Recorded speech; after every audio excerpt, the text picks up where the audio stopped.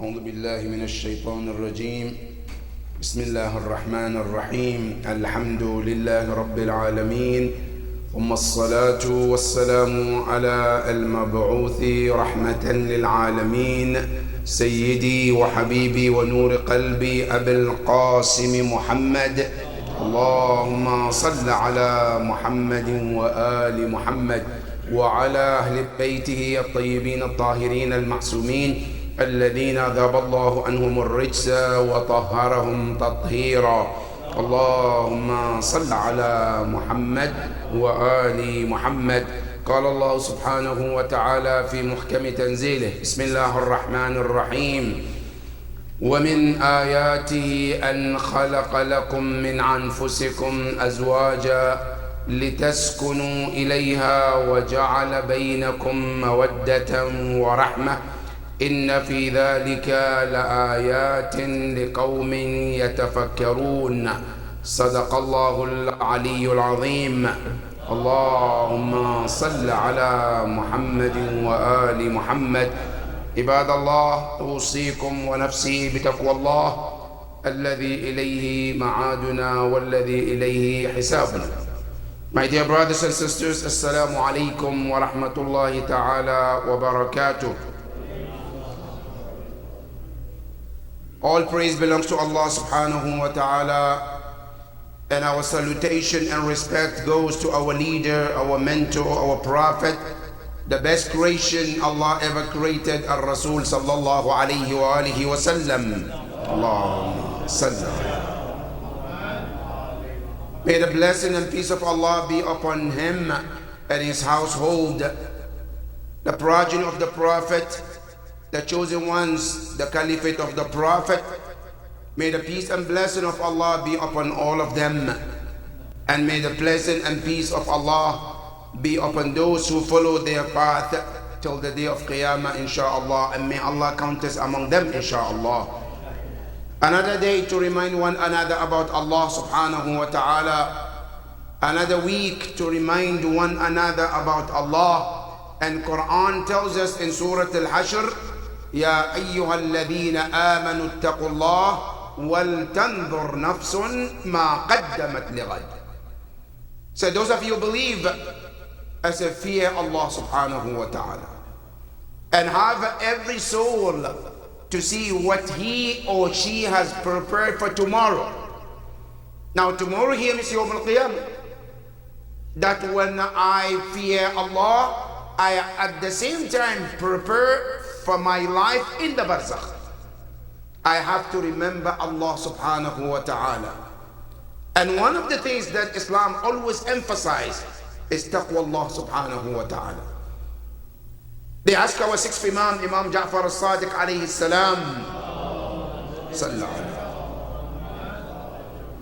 that what are the best things that I can do in order to develop the fear of Allah and have Allah in mind and be God worry. The answer comes from Imam. He said, تذكر الموت 5 مرات في اليوم. To remember death 5 times a day. And taqwa will come in your heart. Because anytime you remember that I will die, I will face Allah, there is life after death, it helps you to slow things down. It helps you to rethink, evaluate things in life. And that is what taqwa Allah does. In other words, taqwa Allah is like a leash. When you see people who walk their dogs, they normally have a leash on this dog. When the dog tries to go far away, they pull it back to protect what? The dog. That is taqwa Allah. Taqwa Allah is our leash. When we try to go off the line, the taqwa Allah brings us back to Allah subhanahu wa ta'ala. And that is what our Imam alayhi afdalu salatu wassalam remind us to constantly keep Allah in mind, and more so remember death, and that will help you to remember Allah subhanahu wa ta'ala. May Allah subhanahu wa ta'ala help us to constantly remember Allah in each and every movement, Ya Rabbal Alameen, whether in private or public. Ya Allah, let us be God worry, inshaAllah. My dear brothers and sisters, as we are just mark another anniversary of marriage between Imam Ali alayhi salam and Fatima al-Zahra alayha afdalus salatu was salam. As every year this occasion comes upon us, we sit down and talk about fada'il of these two individuals, al-Zahra and Imam Ali, and how their wedding went through. How did it go? How was their life? It's also important to learn some practical lessons where we can also apply in our marriages in order to have a successful marriage. Because it's good to read and hear fada'il of them, but Ahlul Bayt alayhim salam, they are not just fada'il, they are also example for us in day-to-day life. Their life is not just fada'il to say on the member and walk away. No, it's also example to put it into practice. And that's why I said every time we do any majlis or jashan about any imam, we have to take something new in that year to apply in our life in order to become better people. And that is what the message of Ahlul Bayt alayhim salam. And in doing so, as we learn and talk about the marriage of Imam Ali alayhi salam and Zahra, we would like also learn, Allahumma salli ala Muhammad, to learn some of the messages from their life, from the Quran, from Ahlul Bayt. What did they advise us to do in this world with our marriages in order to have a beautiful, successful marriages? The ayah we just read is in Surah Al-Rum, where Allah talks about the value of marriage. Where Allah subhanahu wa ta'ala tells us marriage is one of the signs of Allah subhanahu wa ta'ala. وَمِنْ آيَاتِهِ أَنْ خَلَقَ لَكُم مِّنْ أَنفُسِكُمْ أَزْوَاجًا.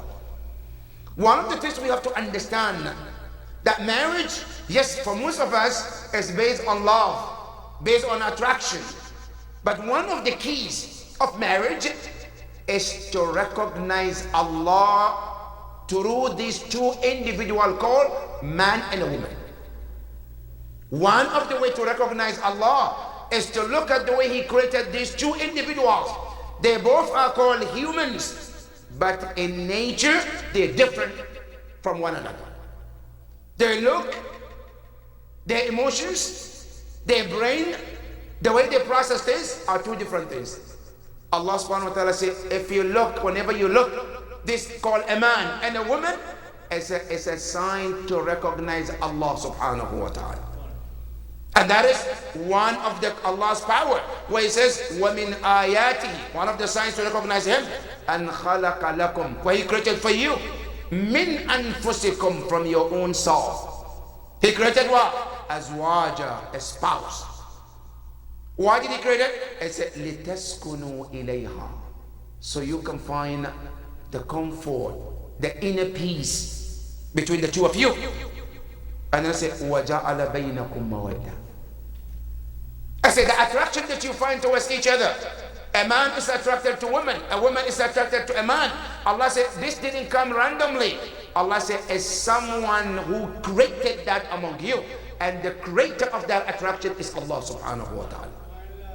وَجَعَلَ بَيْنَكُمْ مَوَدَّةً وَرَحْمَةً. And not only created that attraction, that love, He also created the mercy among the two of you. But here there's a beautiful translation from Ahlul Bayt alayhim salam. They said, when Allah said, I created mawadda and rahmah, this mawadda and rahmah are two stages every marriage goes through. Marriage, when it lasts, it has to go through these two stages. Stage number one, mawadda, which most of us, we get married based on love, attraction, right? But this doesn't last. As time goes on, as you age together, then the love fades. But something else takes a while from that, and that is compassion. It starts with love, but at some point, it changed to turn to compassion. وَجَعَلَ بَيْنَكُمْ مَوَدَّةً وَرَحْمَةً. Allah said, I'm the one who created that. You see, people, They started getting married. They met in high school. They were in love. They cannot go apart from one another. They text each other. They talk. They do all of this, right? Now, after 30, 40 years, that love is not there. They had enough of each other, but they still tolerate one another. All right? Now, that is called rahmah. Allah said, we change that mawaddah at some stage to become rahmah, mercy that you have for one another in that relationship. Allah subhanahu wa ta'ala says, when you look at all of this, the creation of a man and a woman, and putting this attraction between the two of them, Allah subhanahu wa ta'ala says, all of this is a sign about what? About Allah, about the Creator. But not only that, it says, لِقَوْمٍ يَتَفَكَّرُونَ.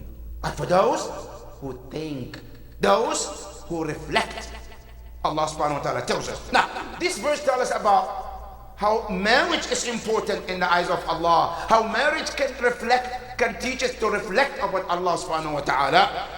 But marriage at itself is important. But there are so many Islamic teachings that we need to observe in that marriage. And Quran tells us, when you look at the marriage have 3 components with it. Number 1, there are set of responsibility Islam put on a man. That's your job as a man. Then there is another responsibility Islam put on a woman. That is your job as a woman. And then there is the third, which is mutual responsibility between the two of you. It's not about a man, it's not about a woman, it's both together. And today, we want to focus on those mutual responsibility Islam put on a man and a woman equally. What are they? Islam tells you, as a man, as a woman, as you get in something called marriage, Allah subhanahu wa ta'ala let it be known to you. Number 1, that this person you call a husband, this person you call a wife, Allah said, is more than husband and wife. What is that woman is to me? Ya Quran. Allah subhanahu wa ta'ala said, remember, Hunna libasun lakum wa antum libasun lakum. That woman, she is not just a wife, she is a garment of you, and you are also a garment for her as well. Ya Quran, what does it mean, garment? When we talk about garment, we need clothes. Quran said, yes, there is something in balagha, it's called isti'ara.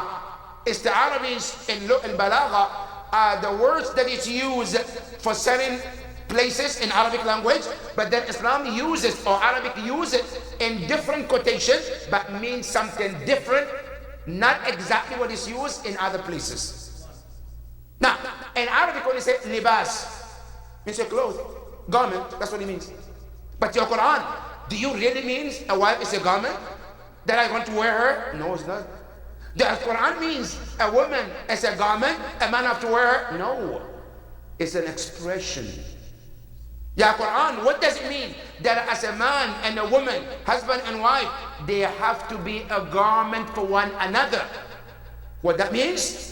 موضع سر الآخر.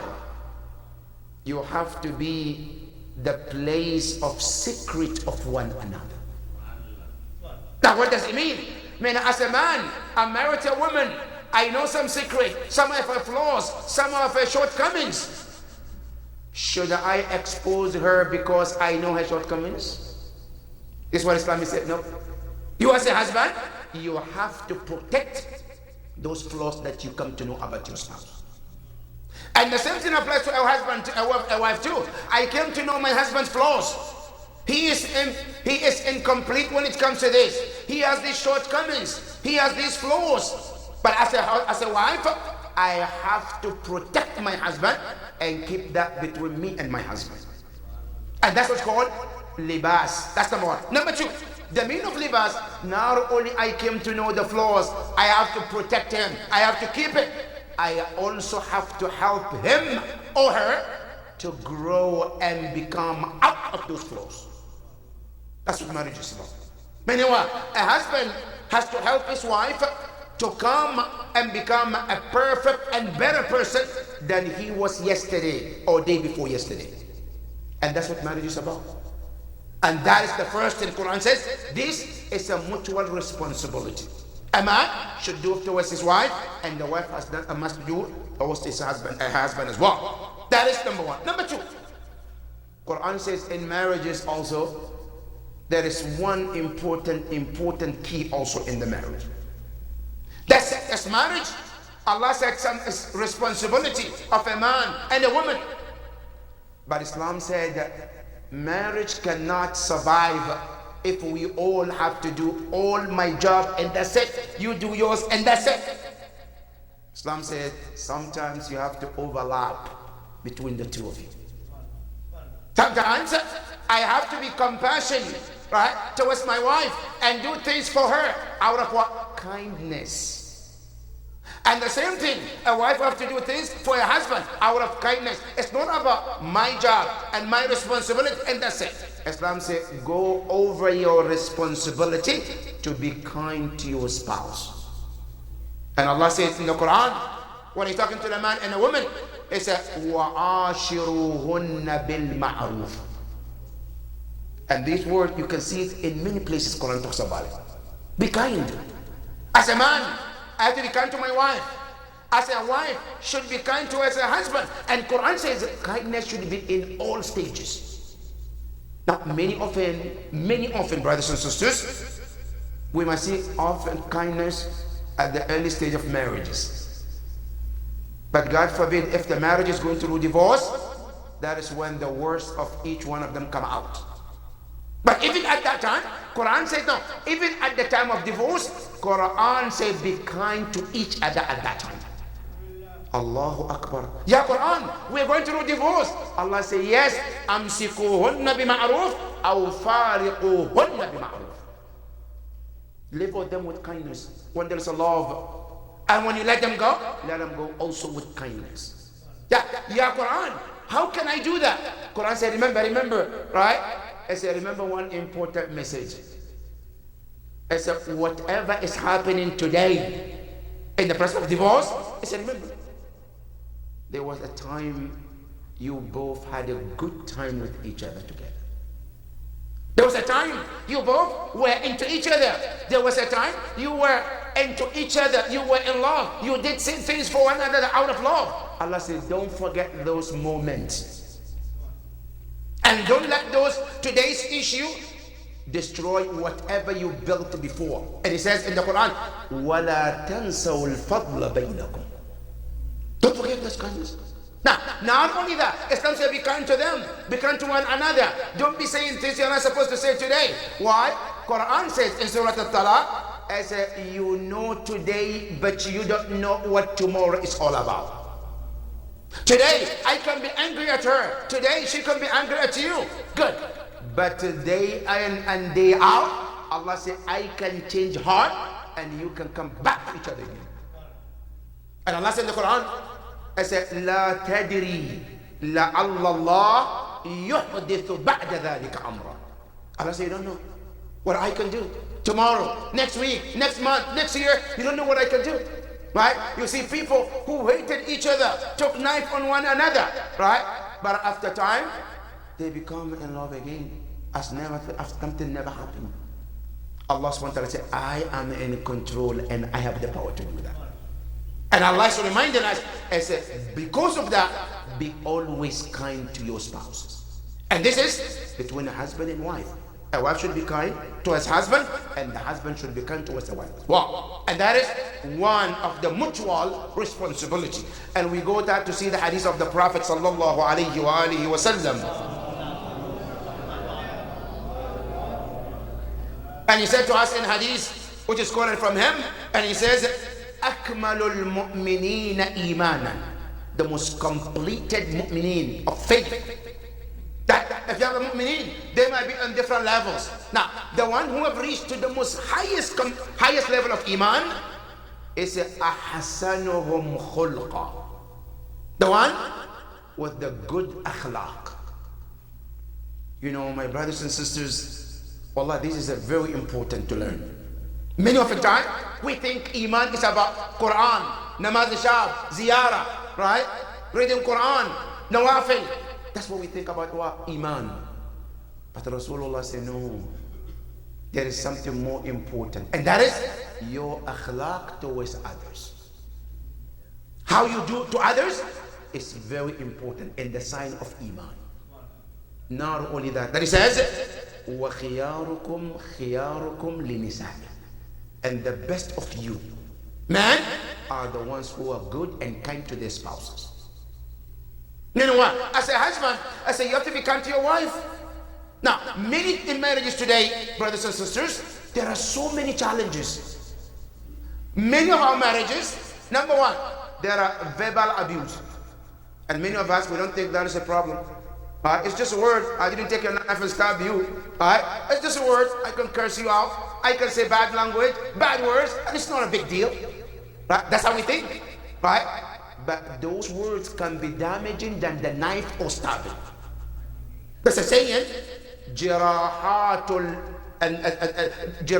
السيف يلتئم ولا يلتئم ما جرح اللسان. It said, the knife, when you stab someone, you cut someone, it can heal so easily. But the cut of the words may not heal forever. That words that come out of our mouth can be damaging to so much. Sometimes generation after generation. And that is why sometimes we have to be very careful what we say, how we say it to our spouses. That's number one. Number two, sometimes not only verbal, emotional too, abuse. I know this person doesn't like this, but I'm going to do it anyway. I know this is what they like. I'm not going to do it anyway. Why? So that I can hurt them emotionally. That's abuse too. This is not what the Prophet is telling us to do to our spouses. We have to be extra kind to our spouses in relationship. And that is what Rasulullah is saying. He said, وَخِيَارُكُمْ خِيَارُكُمْ لِنِسَائِهِ, and the best of you are the ones who are the most kind to their spouses. And Rasulullah added this beautiful part. And he says, وَأَنَا أَحْسَنُكُمْ لِإِيَالِي, and I'm the best of you who is kinder to his wife and family. That is Rasulullah telling us.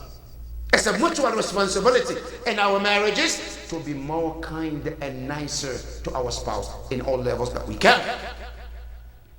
And not only that, number three, Islam also teaches us that in marriage it's very important to create attractions towards each other. Many of the marriages, especially after 5 years, 7 years, 8 years, then we lost attraction to each other. It's no big deal anymore. So what happened in those marriages? A woman will never dress and get ready for her husband in any way. If you see a woman dressed, so she's going somewhere for a wedding, or there is another occasion, that's where she's going. But a woman to dress for her husband doesn't exist anymore. A woman can dress so good to go outside so that others can see, but she is not willing to dress up at the house for her husband to see it. And this is one of the mistakes that we do, where Quran tells you, وَلَا يُبْدِينَ زِينَتَهُنَّ إِلَّا لِبُؤُولَتِهِنَّ, that a woman, as a husband, as a wife, you are not supposed to expose your beauty to outsiders, to people out, except to your husband. And this is one of the mistakes that we make. And you see in many marriages, women are willing to dress up, to look good for others to see, but not for your husband. While your beauty is supposed to be seen to whom? To your husband, for your husband and not outsiders. That's why in Islam, when a woman wants to dress up, to wear a makeup, they say it's haram. Even wearing a perfume or cologne that is very strong, where others can smell it, Islam says it's not allowed. This is supposed to be for your husband and only your husband. That is for a woman. But then Rasulullah was so kind and said, look, this is not just for a woman, huh? A man is supposed to dress for a husband, for his wife too. A husband, as a husband, he said, you also as a home, you're supposed to dress up to look good for your husband, for your wife in the house. Not only for a wife supposed to dress for the husband, for the wife, it's supposed to be mutual as well. And the hadith of the Prophet sallallahu alayhi wa alihi wasallam was quoted from our sixth Imam, Imam Ja'far al-Sadiq alayhi salam. Allahumma salli. Where the Prophet says, لِيَتَهَيَّأَ أَحَدُكُمْ. So let it be among you men to prepare themselves. لِيَتَهَيَّأَ أَحَدُكُمْ لِزَوْجَتِهِ. To be good and look nicer, look cute for your wife as well. I said not only that, كَمَا تَتَهَيَّأَ زَوْجَتُهُ لَهَا. The same way that Islam tells a wife to do what? To beautify herself, to look good for your husband. The husband should also look the same good for the wife as well. And then the Prophet says, the narrator says, then somebody asked, what did the Prophet say? The person should prepare himself, the man should prepare himself for the wife. Then the narration came, the Prophet says, أي بمعنى يتهيأ بالنظافة. To prepare himself by looking himself clean, nice, attractive towards the wife. That is the teaching of Islam. And when you go to the hadith, it is mentioned that Imam Ali and Amir al-Mu'mineen and Fatima al-Zahra alayhi salam, they always dress up for one another. Al-Zahra alayhi salam, she always dressed for Imam Ali, and Imam Ali dresses for Fatima alayhi salam. These are three keys, are mutual in relationship that we need to nurture and also help one another in this relationship so that we can have a beautiful marriage together. We pray to Allah subhanahu wa ta'ala to help us to do so, Ya Rabbal Alameen. Ya Allah, let us learn from Ahlul Bayt alayhimus salam and put it into actions, Ya Rabbal Alameen. Bismillah ar-Rahman ar-Rahim. Wal asr inna al-insana lafi khusr illa alladhina amanu wa amilu as-salihat wa tawasaw bil haqq wa tawasaw bis sabr. Sallu ala Muhammadin wa ali Muhammad.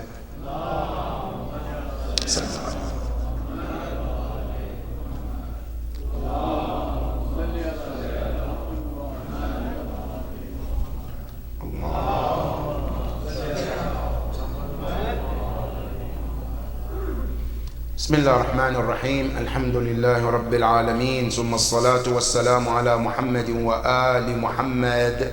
اللهم صل على محمد وآل محمد. اللهم صل وسلم على علي أمير المؤمنين وعلى فاطمة الزهراء سيدة نساء العالمين وعلى الحسن والحسين سيدي شباب أهل الجنة أجمعين وعلى علي بن الحسين زين العابدين ومحمد بن علي باقر علم النبيين وجعفر بن محمد الصادق وموسى بن جعفر الكاظم وعلي بن موسى الرضا ومحمد بن علي الجواد وعلي بن محمد الهادي والحسن بن علي العسكري والحجة بن الحسن المهدي أجل الله تعالى فرجه وسهل الله مخرجه وجعلنا من أعوانه وأنصاره ومن المستشهدين بين يديه جميعا ورحمة الله وبركاته. الله.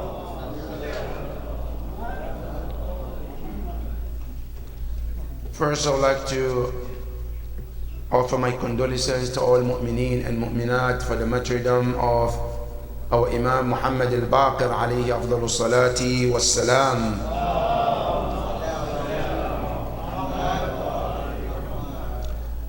And I pray to Allah subhanahu wa ta'ala to make us be among the true followers of Imam Muhammad al-Baqir alayhi salam. Allahumma salli ala.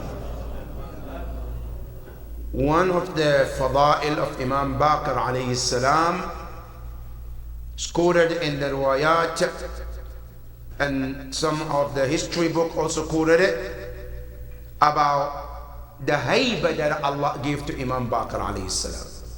Hayba is the dignity that Allah put on his face. Even a stranger, when he sees Imam Baqir alayhi salam, he knows or have some respect for Imam without knowing why. And that's called al-hayba. And we can see this at the time when Imam Baqir alayhi salam came, at the time of Hisham bin Abdul Malik, when he came to do Umrah, and people were crowded around the Kaaba.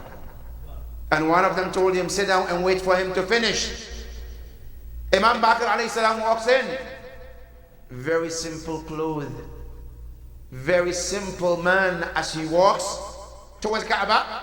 With all the crowd around the Kaaba, they made a way for Imam Bakr alayhi salam straight to the Kaaba. He walked towards the Kaaba and kissed the Kaaba. He started his tawaf. At that moment, one of the army of Hisham bin Abdul Malik asked him, Man hadha ar-rajul? Who's this man? Who just walked to the Kaaba easily. You are the king and you couldn't get to the Kaaba. And he said, I don't even know him. That was one Faraz that said, I know him. If you don't know him, I will tell you who this man is. Ana u'arrifu lak. And then he made this poem about Imam Muhammad al-Baqir alayhi salam.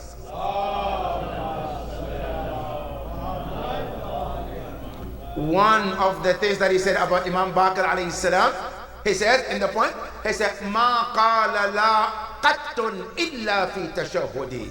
لولا التشهد كان لاؤه نعم. It's about this great man. He never said no to anybody. He never said no except in tashahhud. In namaz, when he says ashhadu an la ilaha, that's why he said la. But otherwise, in life, he never said no to anybody. As if not because of tashahhud, that word la would have been yes.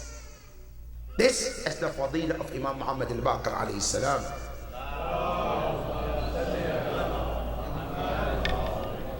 Peace be upon him on the day he was born, and peace be upon him on the day he died.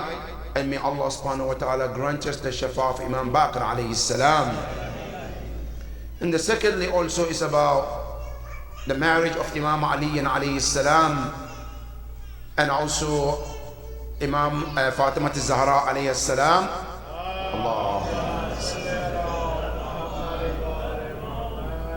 You know, that marriage is so unique and it's very special.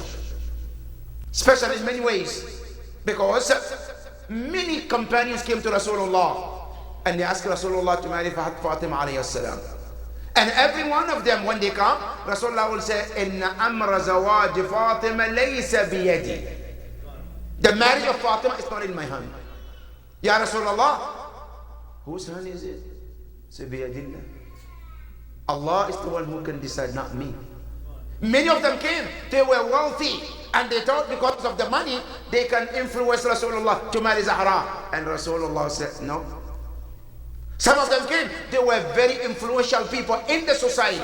And the Prophet was said, no, Allah didn't allow that. Right? And many companions, they were hoping and praying to get that privilege. And one of them, Abdullah bin Umar, he said, ثَلَاثَةٌ كُنَّ فِي عَلِيٍّ تَمَنَّيْتُ إِحْدَاهُنَّ.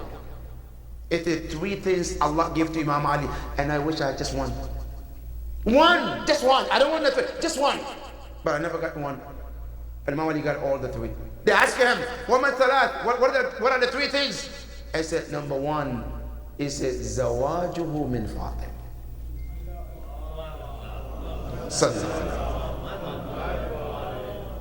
He said, do you know how many men, how many of us came to Rasulullah and begged Rasulullah to marry Fatima? And the answer came declined.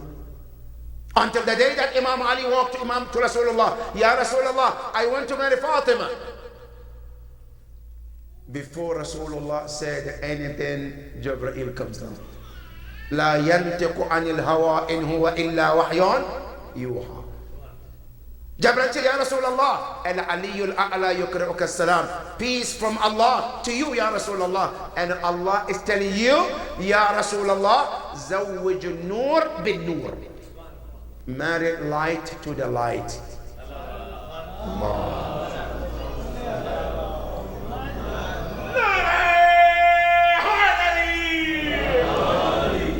This is Imam Ali alayhi salam and Fatima. But there are some things we need to learn, brothers and sisters, from this marriage. One of them, brothers and sisters, one of the reasons why today our marriages fails, right? But if we look at the marriage of Imam Ali alayhi salam, it's about simplicity of their marriage and their wedding. Today, we are making our weddings so much expensive. Some of them, they even go out of their way to go use on their credit card, go to loan. Where are we going, brothers and sisters? You some of them after marriage, they have piles of loans. They have to deal with it. Now, after they get married, now they cannot even pay those bills. Why? Look at the Prophet of Ali. The successful of marriage doesn't need to be expensive. Just cut according to your size. Go simple. That is one of the things, brothers and sisters, in our marriages. Number two, one of the many important problems we face in our marriages is also putting some unnecessary conditions. Marriage is supposed to be simple. The Prophet said, إِذَا خَطَبَكُم مَّن تَرْضَوْنَ دِينَهُ وَخُلُقَهُ.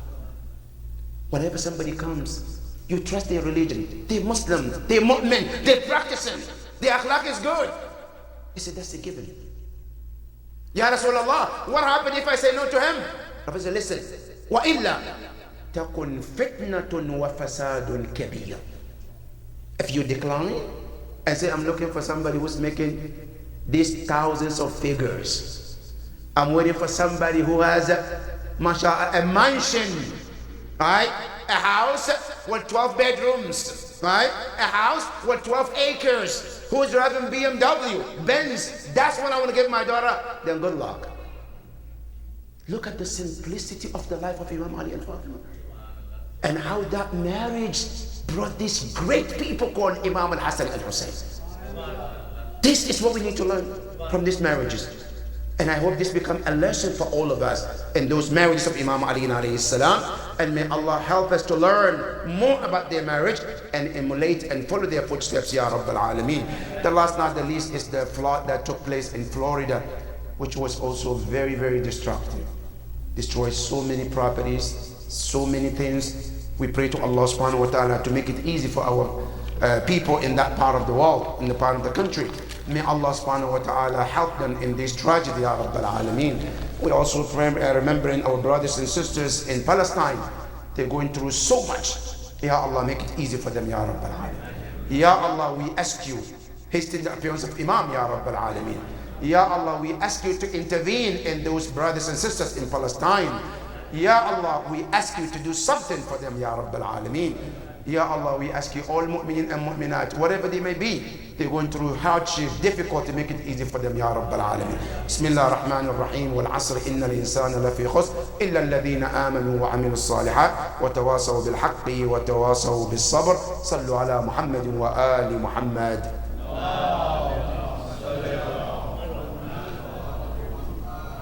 Allahu Akbar.